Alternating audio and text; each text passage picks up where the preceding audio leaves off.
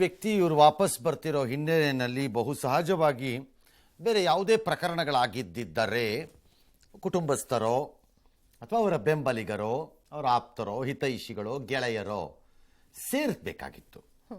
But ಈ ಪ್ರಕರಣ ಹಾಗಿಲ್ಲ. ಹಾಗಾಗಿ ಒಂದು ರೀತಿ ಗೋಜಲಿದೆ ಮತ್ತು ಗೊಂದಲ ಇದೆ ಇದರಲ್ಲಿ ಅವ್ರವ್ರ ಕಡೆಯಿಂದ.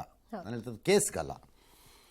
ಕುಟುಂಬದಲ್ಲಿ ದೇವೇಗೌಡರ ಕುಟುಂಬದಲ್ಲಿ ಭಾಳ ದೊಡ್ಡ ವಿದ್ಯಮಾನ ಏನು ಕಾಣಿಸ್ತಂಗಿಲ್ಲ. ಇವತ್ತು ಅವರ ನಿವಾಸಕ್ಕೆ ರೇವಣ್ಣವರು ಭೇಟಿ ಕೊಟ್ಟಿದ್ದಾರೆ. ಕುಮಾರಸ್ವಾಮಿ ಅವರು ಮಾತ್ರ ಅವರ ಕುಟುಂಬ ಸಮೇತ HD ಕೋಟೆ ಹತ್ತಿರ ಯಾವುದೋ ಜಾಗದಲ್ಲಿ ಹೋಗಿ ಇದ್ದಾರಂತೆ. ಪೆನ್ಡ್ರೈವ್ನ ಸರ್ಕಾರದ ಪಿತೂರಿ ಅನ್ನೋ JDS ಆರೋಪಕ್ಕೆ ಮಹದೇವಪ್ಪ ಕಿಡಿಕಾರ್ಕೊಂಡಿದ್ದಾರೆ ಸಚಿವರು. SIT ಸ್ವತಂತ್ರವಾಗಿ ಕೆಲಸ ಮಾಡ್ತಿದೆ ಆದರೆ ಪರಿಪೂರ್ಣ ಸ್ವಾತಂತ್ರ್ಯದಲ್ಲಿ ಅದರ ತನಿಖೆ ನಡೀತಿದೆ ಅಂತ ನಾನು 100% ಹೇಳಕ್ಕೆ ಬರ್ತಾ ಇಲ್ಲ. ಕೆಲವುದರಲ್ಲಿ ಇಟ್ ಲುಕ್ಸ್ ಕಲರ್ಡ್ ಒಂಥರ ಸದ್ಯಕ್ಕೆ. They may correct it also, ಗೊತ್ತಿಲ್ಲ ನನ್ನ ಮುಂದೆ. ಎಲ್ಲ ಆಯಾಮದಲ್ಲೂ ತನಿಖೆ ಮಾಡುತ್ತೆ. ಎಲ್ಲ ಆಯಾಮದಲ್ಲಿ ತನಿಖೆ ಮಾಡೋಕ್ಕೆ ಅವ್ರನ್ನ ಆಫೀಸರ್ ಮಾಡಿರೋದು. ಅವ್ರನ್ನ ಸುಮ್ಮನೆ ಕೂತ್ಕೊಂಡ್ಬಿಟ್ಟು ಕಾಪಿ ಕುಡಿಯೋಕ್ಕಲ್ಲ ಅಲ್ಲಿ ಟೇಬಲ್ಲು ಕುರ್ಚಿ ಕೊಟ್ಟಿರೋದು. ಸರಿ, ಚಲುವರಾಯಸ್ವಾಮಿ ಪ್ರಕರಣ ಡೈವರ್ಟ್ ಮಾಡೋದಕ್ಕೆ JDS ಮಾತಾಡ್ತಿದ್ದಾರೆ. ಡೈವರ್ಟು ಎಲ್ಲ ರಾಜಕೀಯವಾಗಿ, ಕಾನೂನಿನ ಪ್ರಕಾರ ಡೈವರ್ಟು ಪೈವರ್ಟು ಅಂತೆಲ್ಲ ಇಲ್ಲ ಇಲ್ಲಿ. ನೀವು ಕಾನೂನಿನ ಪ್ರಕಾರ ಸರಿಯಾದ ತನಿಖೆ ಮಾಡಿಸಿ ಅದಕ್ಕೆ ಅವಶ್ಯವಾದ ಸಾಕ್ಷ್ಯಗಳನ್ನು ತಂದಿಟ್ರೆ ಹೆಂಗೆ ಡೈವರ್ಟ್ ಆಗತ್ತದು? ರಾಜಕೀಯವಾಗಿ ಯಾರು ಏನು ಬೇಕಾದ್ರೂ ಡೈವರ್ಟ್ ಮಾಡ್ಕೋಬೋದು ನೀವುಗಳು. ನಿಮಗೆ ಬಿಟ್ಟಿದ್ದಿತ್ತು. ಕುಮಾರಸ್ವಾಮಿಗೆ ಯಾರ ಮೇಲೂ ನಂಬಿಕೆ ಇಲ್ಲ ಅಂತ ನಂಗೆ ಗೊತ್ತಿಲ್ಲ. ನಿಮ್ಗೆ ಅವ್ರ ಹಳೆ ಫ್ರೆಂಡು, ನಿಮಗೇನಾದ್ರು ಗೊತ್ತಿದ್ರು ನಂಗೆ ಗೊತ್ತಿಲ್ಲ. DCM ಅಶ್ವತ್ಥನಾರಾಯಣ್ ಮಾತ್ರ ಪ್ರಜ್ವಲನ್ ವಿದೇಶಿ ಕಳಿಸಿದೆ ಕಾಂಗ್ರೆಸ್ನವರು ಅಂತ. ಇದು ಹೊಸ ಅಧ್ಯಯನ. ಇದು ನಮಗೂ ಇದು ಐಡಿಯಾ ಇರಲಿಲ್ಲ. ಯಾಕೆ ಕಾಂಗ್ರೆಸ್ನವ್ರು ಕಳಿಸಿದ್ರು ಐಡಿಯಾ ಇಲ್ಲ. ಪೆನ್ ಡ್ರೈವ್ ಹಂಚಿದವ್ರಿಗೂ ಶಿಕ್ಷೆ ಆಗಬೇಕು ಅಂತ ಹೇಳಿದ್ದಾರೆ. That's a fact, that's true, ಅದಾಗಬೇಕು ಅಷ್ಟೇ. ಇಲ್ಲಿ ಪಿತೂರಿ ಪ್ರಶ್ನೆ ಬರೋದೇ ಇಲ್ವಲ್ಲ. ಅವರೇ ಮಾಡಿರ್ತಕ್ಕಂಥದ್ದು ಪಿತೂರಿ ಪ್ರಶ್ನೆ ಎಲ್ಲಿ ಬಂತು? ಹಸ್ತಕ್ಷೇಪ ಮಾಡಿದೆ ಸರ್ಕಾರ. ಯಾಕೆ ಅದು ಒಂದು ಸ್ವತಂತ್ರವಾಗಿ ಕಾರ್ಯನಿರ್ವಹಿಸುವಂಥ ದಕ್ಷ ಅಧಿಕಾರಿಗಳ ತಂಡ ಎಲ್ಲ ಆಯಾಮಗಳಲ್ಲಿ ಅವರು ತನಿಖೆ ಮಾಡ್ತಾರೆ. ಹಸ್ತಕ್ಷೇಪ ಆಗಲಿ, ಪಕ್ಷಪಾತ ಆಗಲಿ, ಪಿತೂರಿ ಆಗಲಿ ಎಲ್ಲಿದೆ ಇದರಲ್ಲಿ? ವಾಟ್ಸಪ್ಪು ಇವೆಲ್ಲ ನೋಡಿದಾಗ ಜೈ ಜನತಾದಳ, ಜೈ ಕುಮಾರಣ್ಣ, ಜೈ ರೇವಣ್ಣ, ಜೈ ಪ್ರಜ್ವಲ್ ಅಂತ ಹೇಳೋವಂಥ ವಿಚಾರನ ನಾವು ನೋಡಿದಾಗ ನಾವು ಏನು ಮಾತಾಡ್ಲಿಕ್ಕೆ ಸಾಧ್ಯನಾ? ಸಮಾಜದ ಒಂದು ತಲೆಬಗ್ಸುವಂಥ ವಿಚಾರ ಅಂತೇಳಿ ಎಲ್ಲರೂ ಹೇಳ್ತಾರೆ. ಮುಜುಗರ ಏನಾರ ಕಾಂಗ್ರೆಸ್ ಪಕ್ಷಕ್ಕಾಗಬೇಕು, ಕಾಂಗ್ರೆಸ್ ಸರ್ಕಾರದವರೇ ಕಳಿಸ್ಕೊಟ್ಟ. ನಾನು ಭಾಳ ಸ್ಪಷ್ಟವಾಗಿ ಹೇಳಕ್ಕೆ ಇಷ್ಟಪಡ್ತೀನಿ. ಅವ್ರ ಮೇಲೆ ಎಲ್ಲ ಈ ಮಾಹಿತಿಗಳಿದ್ದು ಇವಾಗ ಬರ್ತಿದ್ದಾರೆ. ಆ ಬರ್ತಿರೋದಕ್ಕೂ ಕಾಂಗ್ರೆಸ್ ಅವ್ರಿಗೆ ಆಕ್ಷೇಪ. ವಿಡಿಯೋ ಮಾಡಿದವನು ಎಷ್ಟು ತಪ್ಪಿದೋ, ವಿಡಿಯೋ ಹಂಚಿಕೆ ಮಾಡಿದವನು ಅಷ್ಟೇ ತಪ್ಪಿದೆ. ಯಾವನ್ ಮಾಡಿದಾನೆ ಅವ್ರಿಗೆ ಶಿಕ್ಷೆ ಆಗಬೇಕು. All right. ಇನ್ನು ಬರ್ತಾ ಇದ್ದಾರೆ ಅಂತ ಕನ್ಫರ್ಮ್ ಆದ್ಮೇಲೆ ಇನ್ನೂ ಮಾತುಗಳು ಜಾಸ್ತಿ ಆಗ್ತಾ ಇದೆ. ಪೊಲಿಟಿಕಲಿ ಭಾರತದಲ್ಲಿ ಅವೆಲ್ಲ ಎಂಡ್ ಆಗಬೇಕು ಅಂತ ನಾವು ಅನ್ಕೊಳ್ಳಬಾರ್ದು, ಅದು ಆಗೋದೂ ಇಲ್ಲ. ಯಾಕಂದರೆ ಅವರವರಿಗೆ ಬೇಕಾದಂತೆ ಅದನ್ನು ಮಾಡ್ಕೊಳ್ಳಿ. ಬಟ್ ಪೆನ್ಡ್ರೈವಿನ ಹಂಚಿಕೆ ಪ್ರಕರಣದಲ್ಲಿ ಅದನ್ನು ವಿತರಣೆ ಮಾಡಿರುವ ರೀತಿ, ಸಾರ್ವಜನಿಕ ವಲಯಕ್ಕೆ ಅದನ್ನು ತಂದಿರುವ ರೀತಿ ವಿಚಾರದಲ್ಲಿ the SIT investigation is not satisfactory. ಅಷ್ಟು ಮಾತ್ರ ಹೇಳಬಲ್ಲೆ. ಅದರಲ್ಲಿ ಸ್ಲೋ ಅಂತ ಅದ್ರಲ್ಲಿ ಕಾಣಿಸ್ತಾ ಇಲ್ಲ ನನಗೆ. ಅದರಲ್ಲಿ ಚೆರ್ರಿ ಪಿಕ್ ಆಗಿ ಆಯ್ದ ರೀತಿ ನಡೆಯೋಂಗೆ ಕಾಣಿಸ್ತಾ ಇದೆ. ಈ ಸೈಡ್ ಓಕೆ, ಈ ಸೈಡಲ್ಲಿ ಪ್ರಾಪರ್ ಪ್ರೊಸೀಜರ್ಸ್ ಎಲ್ಲ ಮಾಡ್ಕೊಂಡು ಬಂದಿದ್ದಾರೆ ಈಗ ಒಂದಷ್ಟು. ದಿ ಅದರ್ ಸೈಡಲ್ಲಿ ಗೊತ್ತಿಲ್ಲ. ಇದರಲ್ಲಿ ನೋಡೋಣ. ಒಂದನ್ನು ಆಫೀಸರ್ಸು ರಾಜಕಾರಣಿಗಳು ನೆನ್ಪಿಟ್ಕೋಬೇಕು ಕಾನೂನು ವಿಚಾರದಲ್ಲಿ. ಈಗ ನೀವೀಗ ಆಟ ಆಡ್ತಿರೋ ಆಟಗಳು ಅಥವಾ ನಿಮಗೆ ಬೇಕಾದ ರೀತಿ ಏನನ್ನು ಬೇಕಾದ್ರೂ ನೀವು ಮಾಡ್ಕೋಬೋದು. ಬಟ್ ಫಾರ್ ಆಲ್ ದಿಸ್ ನಾಳೆ ನೀವು ಕೋರ್ಟಲ್ಲಿ ಆನ್ಸರಬಲ್ಲು. ನ್ಯಾಯಾಲಯದಲ್ಲಿ ಇಲ್ಲಿ ಕೂತ್ಕೊಂಡು TV ಮೈಕ್ಗಳ ಮುಂದೆನೋ ಮಾಧ್ಯಮದ ಮುಂದೆನೋ ಪುಂಗಿ ಬಿಟ್ಟಂಗೆ ಅಲ್ಲೇನು ಬಿಡೋಕ್ಕಾಗಲ್ಲ. ನೀವು ಯಾರೂ ಇರಲ್ಲ ಅಲ್ಲಿ ಪುಂಗಿಗೆ ಬಿಡೋಕ್ಕೆ. ನೀವು ಯಾರೂ ಇರಲ್ಲ ಅಲ್ಲಿ ಆ ಪುಂಗಿಗಳಿಗೆ. ಬಿಕಾಸ್ ನಾನು ಈ ರೀತಿ ನಡೆದಂತಹ ಪ್ರಕರಣಗಳು ಆ ನಂತರದಲ್ಲಿ ನ್ಯಾಯಾಲಯಗಳಿಗೆ ಹೋದಾಗ ಎಂತೆಂಥ ತೀವ್ರ ಮುಜುಗರದ ಸ್ಥಿತಿಯನ್ನು ಪ್ರಾಸಿಕ್ಯೂಷನ್ಗಳು ಫೇಸ್ ಮಾಡೋ ಸ್ಟೇಜಿಗೆ ಬಂದಿರ್ತಾರೆ ಅನ್ನೋದನ್ನ ನಾನು ನೋಡಿದ್ದೀನಿ ನಾನು. ಹಾಗಾಗಿ you have to be a water tight case ಮಾಡ್ಕೊಳ್ಳೋದಾದರೆ ಮಾಡ್ಕೋಬೋದು. ನಿಮಗೆ ಬಿಟ್ಟಿದ್ದಿತ್ತು, ಹೇಗೆ ಮಾಡ್ಕೋತಾರೋ ಬಿಡ್ತಾರೋ. ರೇವಣ್ಣ ಬೆಂಗಳೂರಿಗೆ ಬರ್ತಿರೋದು, ಪ್ರಜ್ವಲ್ ಬರ್ತಿರೋದ್ರಿಂದ ಕೇಸ್ಗಳು ಅವ್ರ ಮೇಲೆ ಇನ್ನೊಂದೆರಡು ಆ್ಯಡ್ ಆಗ್ತಿರೋ ಹಂಗೆ ಕಾಣುತ್ತೆ. ಅತ್ಯಾಚಾರದ ಸೆಕ್ಷನ್ ಜೊತೆಗೆ IT ಆ್ಯಕ್ಟ್ನ 66E 66E ಸೇರ್ಪಡೆ ಮಾಡಿದ್ದಾರೆ. ಏನದು? ಮಹಿಳೆಯರ ಅಂಗಾಂಗಗಳನ್ನು ಮೊಬೈಲಲ್ಲಿ ಸೆರೆ ಹಿಡಿದು ಅದನ್ನು ಬಹಿರಂಗಪಡಿಸಿದ್ದಕ್ಕೆ ಈ ಕಾಯ್ದೆ ಹಾಕಿದ್ದಾರಂತೆ. ಇಟ್ಸ್ ಓಕೆ, ಅದು ಹಾಕಬೇಕಾದ್ದೇ ಸೆಕ್ಷನ್ ಅಂತ ಕಾಣಿಸ್ತಾ ಇದೆ. ಸೆರೆ ಹಿಡಿದಿರೋದಕ್ಕೆ ಅವರ ಮೊಬೈಲಲ್ಲೇ ಆಗಿದೆ ಇದು ಅನ್ನೋದು ಆರೋಪದ ಒಂದು ಭಾಗನೇ ಈಗ. ಹಾಗಾಗಿ ನಂಗೆ ಗೊತ್ತಿಲ್ಲ. ಬಟ್ ಅಲ್ಲೊಂದು ದೊಡ್ಡ ಸಮಸ್ಯೆ ಆಗಬಹುದು. ಅದು ಫೇಸ್ ಇಲ್ಲದೆ ಇರೋದು, ಅದು ಗೊತ್ತಿಲ್ಲ. ಕೋರ್ಟ್ ಹೆಂಗೆ ಹ್ಯಾಂಡಲ್ ಮಾಡುತ್ತೋ ಅಥವಾ ಪ್ರಾಸಿಕ್ಯೂಷನ್ ಹೆಂಗೆ ಹ್ಯಾಂಡಲ್ ಮಾಡ್ತಿರೋ ನಂಗೆ ಗೊತ್ತಿಲ್ಲ ಅದನ್ನು ನಾಳೆ. ಬಟ್ ಅದ್ರದ್ದು ಒರಿಜಿನಲ್ ಮೊಬೈಲ್ ಎಲ್ಲಿದೆಯೋ ಏನೋ ಅದು ಗೊತ್ತಿಲ್ಲ. It's the different issue. But ಈ ಬಹಿರಂಗಪಡಿಸಿದ್ದಕ್ಕೆ ಈ ಕಾಯ್ದೆ ಹಾಕಕ್ಕೆ ನೀವು ಬರಲ್ಲ. ಯಾಕಂದರೆ ತೆಕ್ಕೊಂಡು ತಾನೇ ತಾನೇ ಪೆನ್ ಡ್ರೈವ್ ಮಾಡಿಬಿಟ್ಟು ಅಲ್ಲಿ ಗಲ್ಲಿ ಪಲ್ಲಿನೆಲ್ಲ ತಗೊಂಡು ಹಾಕಿ ಹೋಗಿದ್ದಾರೆ ಅಂತೀರಾ ನಾಳೆ? ಅವ್ರ ಮರ್ಯಾದೆ ಅವರೇ ಹಂಗಾಗಲ್ಲ. ಅದು ನನ್ನ ಪ್ರಕಾರ ಇಟ್ಸ್ ಎನ್ ಆ್ಯಕ್ಟ್ ಅಷ್ಟೇ. ನೀವು ಅದು ಜೋಡಿಸ್ಕೊಂಡು ಹಾಕ್ಕೊಂಡಿದ್ದೀರಿ. ಏನೋ ಇಟ್ಸ್ ಆಲ್ ರೈಟ್. ಯಾವುದೋ ಒಂದು ಹಾಕಿದ್ದಾರೆ. ಈಗ ಮುಂದಕ್ಕೆ ನೋಡೋಣ. ಜಾಮೀನು ರದ್ದುಪಡಿಸಬೇಕು ತಂದೆ ರೇವಣ್ಣ ಅದನ್ನೋ ಪ್ರಕರಣ ಕೂಡ ಬಾಕಿ ಇದೆ. ನಾಳೆ ಹೈಕೋರ್ಟಲ್ಲಿ ಅದಲ್ಲಿ ವಿಚಾರಣೆ ನಡೆಯುತ್ತೆ. ಈ ಮಧ್ಯೆ ಅವರ ತಾಯಿ ಭವಾನಿ ಕೇಸ್ ತಗಲಾಕೊಂಡಿರೋದಕ್ಕೆ ಅದಕ್ಕೂ ನಾಳೆ ಜಾಮೀನು ಅರ್ಜಿ ಆದೇಶ ಹೊರಕ್ಕೆ ಬರುತ್ತೆ. ನಾಳೆ ತೀರ್ಪೇ ಹೊರಕ್ಕೆ ಬರುತ್ತೆ ನಾಳೆ ಅಲ್ವಾ? ಈ ಮಧ್ಯೆ ಪೆನ್ಡ್ರೈವ್ನ ಹಂಚಿಕೆ ಪ್ರಕರಣದಲ್ಲಿ ಆರೋಪಿಗಳಾಗಿ ಸಿಗಾಕೊಂಡಿದ್ದ ಪ್ರೀತಮ್ ಗೌಡ, ಹಾಸನದ ಮಾಜಿ MLA ಅವರ ಆಪ್ತರು ಎಂದು ಹೇಳಲಾಗಿರುವ ಚೇತನ್ ಲಿಖಿತ್ ಗೌಡ ಅವರಿಗೆ ಜಾಮೀನು ಸಿಕ್ಕಿದೆ.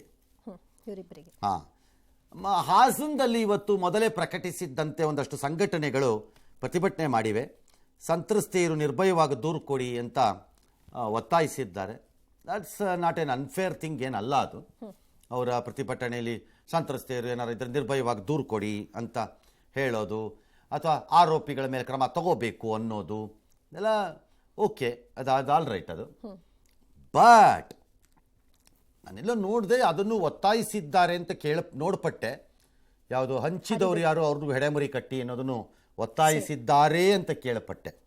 ಹಾಗಾಗಿ ಸರ್ಕಾರ ಈ ಪ್ರತಿಭಟನೆಯನ್ನು ಗಂಭೀರವಾಗಿ ಸ್ವೀಕಾರ ಮಾಡಿದ್ರೆ ಪ್ರಜ್ವಲ್ ವಿಚಾರದಲ್ಲಿ the other face of it ಅದನ್ನು ಹಂಚಿದವ್ರ ಮೇಲೂ ಅಷ್ಟೇ ಗಂಭೀರವಾಗಿ ಸ್ವೀಕಾರ ಮಾಡಬೇಕು. ಹೋರಾಟದ ಭಾಗವಾಗಿ. ಎಸ್. ಇನ್ನು ಪೆನ್ ಡ್ರೈವ್ ಹಗರಣ ಪ್ರಜ್ವಲ್ ರಿಟರ್ನ್ ಹೊತ್ನಲ್ಲಿಯೇ DCM DK ಶಿವಕುಮಾರ್ ಮಾಟ ಮಂತ್ರ ವಾಮಾಚಾರದ ಬಾಂಬ್ ಸಿಡಿಸಿದ್ದಾರೆ. ನನ್ನ ಮತ್ತು ಚೀಫ್ ಮಿನಿಸ್ಟರ್ ವಿರುದ್ಧ ಕೇರಳದ ರಾಜರಾಜೇಶ್ವರಿ ದೇಗುಲದ ಸುತ್ತಮುತ್ತ ಶತ್ರು ಭೈರವಿ ಯಾಗ ಪಂಚಬಲಿ ನಡೀತಾ ಇದೆ.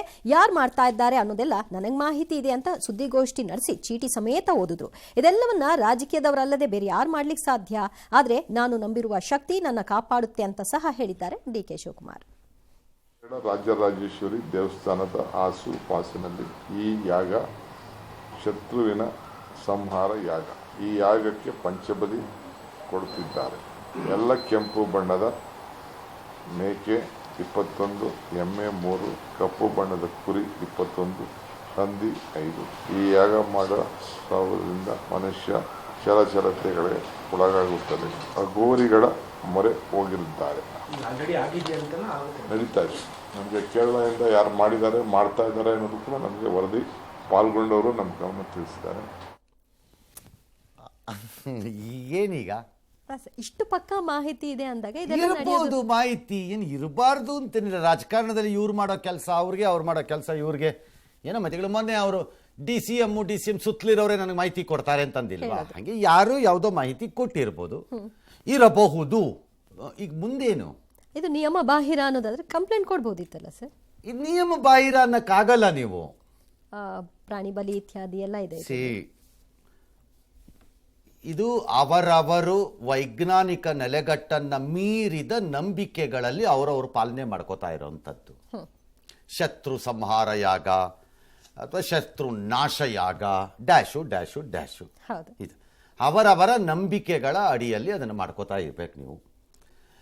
ಆದರೆ ಭಾರತದ ಈ ಯಾಗ ಮತ್ತು ಈ ರೀತಿಯ ನಂಬಿಕೆಗಳ ವಿಚಾರಕ್ಕೆ ಬಂದರೆ ಅದರಲ್ಲಿ ಹೇಗೆ ಈ ರೀತಿ ಸಂಹಾರ ಯಾಗ ಅಂತ ಇದೆಯೋ ಹಾಗೆ ಅದಕ್ಕೆ ನಿವಾರಣೆಗೂ ಯಾಗ ಹೋಮಗಳಿರುತ್ತವಲ್ಲ.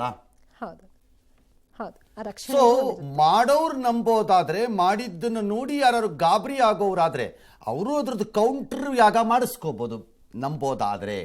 ಇದನ್ನ ಇಗ್ನೋರ್ ಮಾಡಿಬಿಡಬೇಕು. ಬಹಳ ಸರಳ. ಮತ್ತು ಈ ರೀತಿ ಯಾಗಗಳನ್ನ ತರವಾರಿ ಯಾಗ, ಈಗ ಬಹಳ ಹಿಂದೆ DK ಶಿವಕುಮಾರ್ ಅವರೇನೆ ಮಳೆ ಬರಲಿಲ್ಲ ಅಂತ ಅಲ್ಲೆಲ್ಲ ಶೃಂಗೇರಿ ಹತ್ರ ಹೋಗ್ಬಿಟ್ಟು ಒಂದು ಯಾಗನೋ ಹೋಮನೋ ಏನೋ ಮಾಡಿದ್ರಪ್ಪ. ಅಂದರೆ ಅವ್ರವ್ರ ಇಷ್ಟದ ಹೋಮಗಳನ್ನು ಮಾಡಿಸ್ಕೊಳ್ಳಿ, ನಂಬಿಕೆಗೆ ಬಿಟ್ಟದ್ದು. ನಿಮ್ಮ ನಂಬಿಕೆ ಆಧಾರದ ಮೇಲೆ. ನಾನು ಮಾಡಿಸಿ ಅಂತ ಹೇಳಿಲ್ಲ, ಹೌದು. ನಂಬಿಕೆ ಅದು. ಇನ್ನು ಲಾರ್ಜ್ಲಿ ಇವರಿಬ್ಬರಿಗೂ ಸಂಬಂಧ ಪಡದೆ ಇದ್ದಿದ್ದು ಒಂದು ಹೇಳ್ತೀನಿ. ಡಿ ಕೆ ಶಿವಕುಮಾರ್ ಅವ್ರು ಯಾರು ಮಾಡಿಸ್ತಿದ್ದಾರೋ ಅಲ್ಲಿ ಅದು ಯಾರೋ ನಂಗೆ ಗೊತ್ತಿಲ್ಲ, ಅದು ಅವ್ರದ್ದು. ನಿಮ್ಮ ನಂಬಿಕೆಗಳು ನೀವು ಏನೇನು ಬೇಕಾದ್ರೂ ಮಾಡಿಸ್ಕೊಳ್ಳಿ. ಆದರೆ ಇದೆಲ್ಲರಿಗೂ ಸಂಬಂಧವಲ್ಲದೆ ಇರೋದು. ಈ ಯಾಗ ಹೋಮ ಹವನಗಳನ್ನು ನಂಬುವುದೇ ನಿಜವಾದರೆ ಯಾರಾದರೂ ಅದರ ಭಾಗವಾಗಿ ಇನ್ನೊಂದು ವಾದವೂ ಇದೆ. ಮತ್ತು ನಮ್ಮ ಪುರಾಣ ಪುಸ್ತಕಗಳು ಮತ್ತು ನಮ್ಮ ನಂಬಿಕೆ ಯಾಗ ಹೋಮ ಹವನಗಳ ಪದ್ಧತಿಗಳಲ್ಲಿ ಇದೂ ಇದೆ. ಅದೇನು? ಒಂದು ಯಾಗ ಅಥವಾ ಹೋಮ ಅಥವಾ ಹವನವನ್ನು ಅಥವಾ ಪೂಜೆಯನ್ನು ಶುದ್ಧ ಮನಸ್ಸಿನಿಂದಲೂ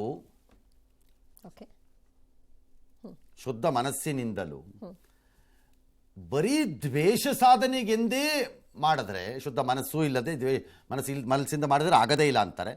ಬರೀ ದ್ವೇಷ ಸಾಧನೆಗೆ ಅಂತಲೇ ಮಾಡಿದ್ರೆ ತಾಗಬೇಕು ಅಂತೇನಿಲ್ಲ. ಅದು ತಾಗಬೇಕು ಅಂತೇನಿಲ್ಲ ನಂಬಿಕೆಗಳಲ್ಲಿ. ಹೇಗೆ ಇದಕ್ಕೆ ಯಾವ ವೈಜ್ಞಾನಿಕವಾಗಿ ನಾನು ಹೇಳ್ತಿಲ್ಲ ಇದನ್ನು. ಫಾರ್ ಎಕ್ಸಾಂಪಲ್, ಸುಮ್ಮನೆ ಎಕ್ಸಾಂಪಲ್ ನಾನು ಕೊಡ್ತಾ ಇರೋದು. ಯಾರೋ ಒಬ್ಬ ಒಂದು ದರೋಡೆ ಮಾಡಿರ್ತಾನೆ ಅಂತ ಇಟ್ಕೊಳ್ಳೋಣ. ದರೋಡೆ ಮಾಡಿದವನು ಚೆನ್ನಾಗೇ ದರೋಡೆ ಮಾಡಿರ್ಬೋದು. ಅವನು ಚೆನ್ನಾಗಿ ಅಂದರೆ ಮೊತ್ತದಲ್ಲಿ ನಾನು ಹೇಳ್ತಿರೋದು. ಅವನು ಅದರ ಒಂದು ಭಾಗದ ದುಡ್ಡನ್ನು ತೆಗೆದುಕೊಂಡು ಹೋಗಿ ಪೊಲೀಸ್ ನಿಗ್ರಹ ಮಾಡಲಿಕ್ಕೆ ಹೋಮ, ಅಂದರೆ ನನ್ನನ್ನು ಎಂದಿಗೂ ಹಿಡಿಯಬಾರದು, ನನ್ನನ್ನು ಹಿಡಿಯಬಾರ್ದು, ನಾನು ಅವ್ರಿಗೆ ಸಿಕ್ಕಾಕೋಬಾರ್ದು ಅಂತ, ಆ ರೀತಿಯ ರಕ್ಷೆ ನನಗೆ ಇರಲಿ ಅನ್ನೋ ಥರ ನನ್ನ ಸ್ವಯಂ ರಕ್ಷಣೆಗೆ ಅಂತ ಒಂದು ಹೋಮ ಮಾಡಿದ್ರೆ ವರ್ಕ್ ಆಗಬೇಕು, ವರ್ಕ್ ಆಗತ್ತೆ ಅಂತಾರೇನು ಯಾರಾದರೂ? ಪಾಪ ಕೆಲಸ ಮಾಡಿ ಎಲ್ಲ ಆಗಬೇಕು, ಹಂಗಾಗಲ್ಲ. ಹಾಗಾಗಿ ಹೋಮ ಹವನಗಳನ್ನು ಮಾಡಬೇಕು, ಮಾಡ್ತೀವಿ, ಅದನ್ನು ನಂಬಿಕೆ ಇರೋರು ಮಾಡ್ಕೋಬೇಕು ಅಂತಂದರೆ ಅದಕ್ಕೆ ಪೂರಕವಾದ ಸ್ಥಿತಿ ಪರಿಸ್ಥಿತಿ ಮನಸ್ಸು ಎಲ್ಲನೂ ಇರಬೇಕು. ಅದಕ್ಕೆ ಪೂರಕವಾದ ಇಲ್ಲಿರೋದೆಲ್ಲ ತಾಗಲ್ಲ ಅಂತ ಹೇಳ್ತಾರೆ. ಫಲಿಸಲ್ಲ, ಸಂಕಲ್ಪ ಸಿದ್ಧಿಯಾಗುವುದಿಲ್ಲ ಅಂತ ಹೇಳ್ತಾರೆ. ಹಾಗಾಗಿ ಡಿ ಕೆ ಶಿವಕುಮಾರ್ ಅವ್ರಿಗೂ ಈ ವಿಚಾರಗಳಲ್ಲಿ ಕೆಲವು ನಂಬಿಕೆಗಳಿರುವುದರಿಂದ ಅದರ ಬಗ್ಗೆ ತೀರ ತಲೆ ಕೆಡಿಸ್ಕೊಳ್ಳೋಕೆ ಹೋಗಬೇಡಿ. ಒಂದು ವೇಳೆ ನಿಮ್ಗೆ ಹಂಗೆ ಏನಾದ್ರು ತಲೆ ಕೆಡಿಸ್ಕೊಳ್ಳೋ ಪರಿಸ್ಥಿತಿ ಬಂದರೆ ನಿಮಗೆ ಗೊತ್ತಿದೆ ಅದಕ್ಕೆ ಪರಿಹಾರಗಳೇನಿರುತ್ತವೆ. ಈ ಹೋಮ ಮಾಡಿಸೋರ ಥರಾನೇ ಪರಿಹಾರಗಳನ್ನು ಹೇಳೋರೂ ಇರ್ತಾರೆ ಅಲ್ವಾ? ಈಗ ನಿಮ್ಮ ನಂಬಿಕೆ. ಅದಕ್ಕೆ ಯಾವಾಗಲೂ ಹೇಳೋದು, god is one who will never have A recession ಅಂತ. ದೇವರು ಒಬ್ಬನಿಗೆ ಮಾತ್ರ ರಿಸೆಷನ್ ಇರಲ್ಲ. ಕಷ್ಟದಲ್ಲಿದ್ದರೆ ಏನೂ ವರ್ಕ್ ಆಗ್ತಿಲ್ಲ ಸರ್, ಭಾಳ ಕಷ್ಟ ಆಗ್ಬಿಟ್ಟಿದೆ ಯಾಕೋ, ಅದಕ್ಕೆ ಒಂದು ಸತ್ಯನಾರಾಯಣ ಪೂಜೆ ಮಾಡಿಸ್ತಾ ಇದ್ದೀನಿ ಅಂತ ಹೇಳ್ತಾ, ಎಲ್ಲ ಚೆನ್ನಾಗಿ ನಡೀತಿದ್ರೆ ಏನೋ ಸರ್ ದೇವ್ರು ಚೆನ್ನಾಗಿಟ್ಟಿದ್ದಾನೆ ಸರ್, ಎಲ್ಲ ಕರೆಕ್ಟಾಗಿ ನಡ್ಕೊಂಡು ಹೋಗ್ತಿದ್ದೆ ಸರ್, ಅದಕ್ಕೆ ಒಂದು ಸತ್ಯನಾರಾಯಣ ಪೂಜೆ ಮಾಡಿಸ್ತಿದ್ದೀನಿ ಅಂತ. God does not have recession. All right.